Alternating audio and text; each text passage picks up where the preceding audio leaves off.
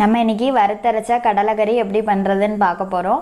அதுக்கு நான் இன்றைக்கி 1 கப் கொண்டக்கடலை எடுத்து நைட்டே ஊற வச்சுட்டு வேக வச்சு எடுத்து வச்சுருக்கேன். மசாலா வறுத்தரைக்கிறதுக்காக ஒரு 5 டேபிள் ஸ்பூன் போல் தேங்காய் துருவல், கொஞ்சம் சோம்பு, ஒரு 4-5 சின்ன வெங்காயம், கொஞ்சம் கருவேப்பிலை, ஒரு துண்டு இஞ்சியும் 4-5 பல் பூண்டும் எடுத்து வச்சுருக்கேன். கரம் மசாலா, வத்தல் பொடி, காஷ்மீரி சில்லி, கொத்தமல்லி பொடி, இதெல்லாமே நீங்கள் கொத்தமல்லி முழுசாகவும் போட்டுக்கலாம், வத்தலும் கொத்தமல்லியும் முழுசாக போட்டுக்கலாம். நான் பொடியாக எடுத்து வச்சுருக்கேன். தாளிக்கிறதுக்காக சோம்பு, ஏலக்காய், அன்னாச்சிப்பூ, பிரிஞ்சி இலை, கொஞ்சமாக கருவேப்பிலை, 2 பெரிய வெங்காயம், 2 தக்காளி, ஒரு பச்சை மிளகாய் எடுத்து வச்சுருக்கேன். நம்ம இப்போ எப்படி பண்ணுறதுன்னு பார்க்கலாம்.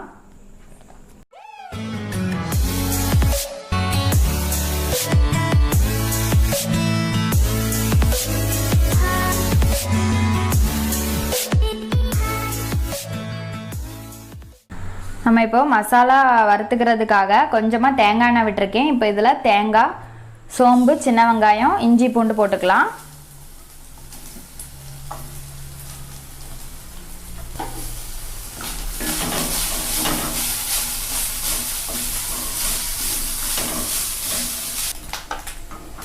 கருவேப்பிலை போடுறேன்.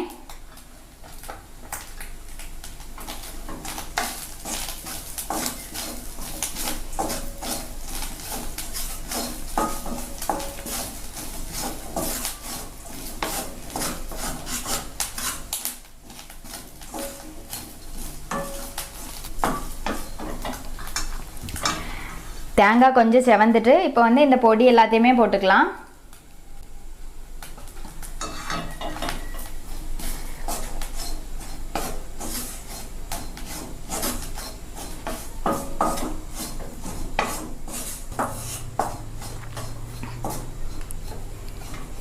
மசாலாவும் சேர்த்து வதக்கியாச்சு. இப்போ அடுப்பை ஆஃப் பண்ணிவிட்டு இதை ஆற வச்சுக்கலாம். நம்ம வறுத்து வச்சுருந்தது நல்லா ஆறிடுச்சு. இதை ஜாரில் கொட்டிக்கலாம்.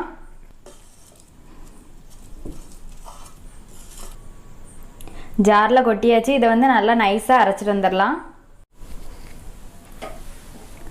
மசாலா அரைச்சிட்டு வந்தாச்சு. இப்போ ஒரு சட்டி வச்சுருக்கேன், தாளிச்சிக்கலாம். தேங்காய் எண்ணெய் விட்டுருக்கேன். இப்போ நம்ம தாளிக்க எடுத்து வச்சுருந்த எல்லாத்தையும் போட்டுக்கலாம்.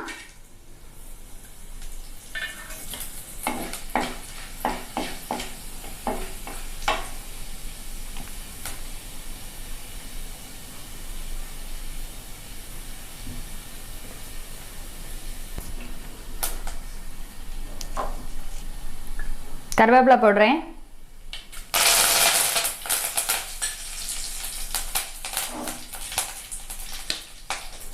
வெங்காயம், பச்சை மிளகாய்,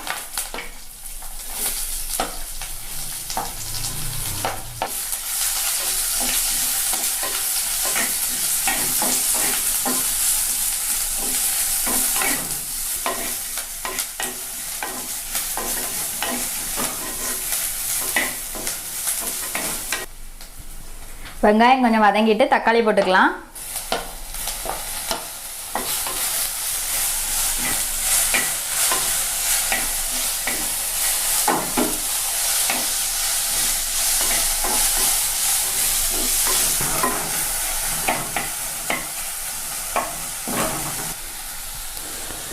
இப்போ நம்ம அரைச்சிட்டு வந்த மசாலாவை கொட்டிக்கலாம்.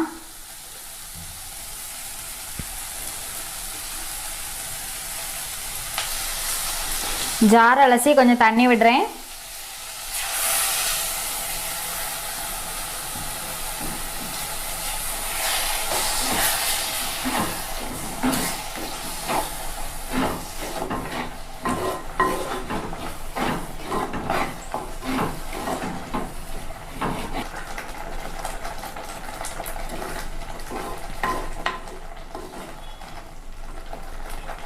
இப்போ இது கூட கடலையை கொட்டிக்கலாம்.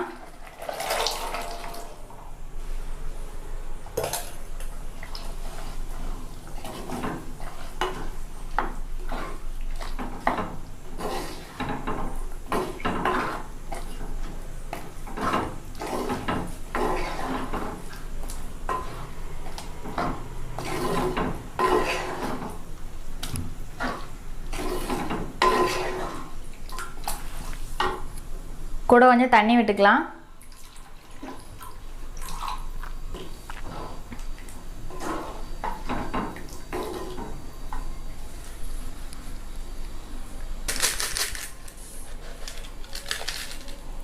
உப்பு போட்டுக்கலாம்.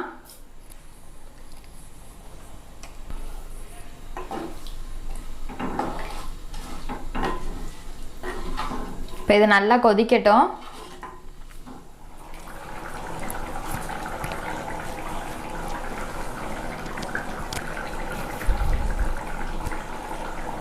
குழம்பு நல்லா கொதிச்சு கெட்டியாயிடுச்சு, எண்ணெய்லாம் பிரிஞ்சு வந்துடுச்சு. இப்போ வந்து அடுப்பு ஆஃப் பண்ணிக்கலாம்.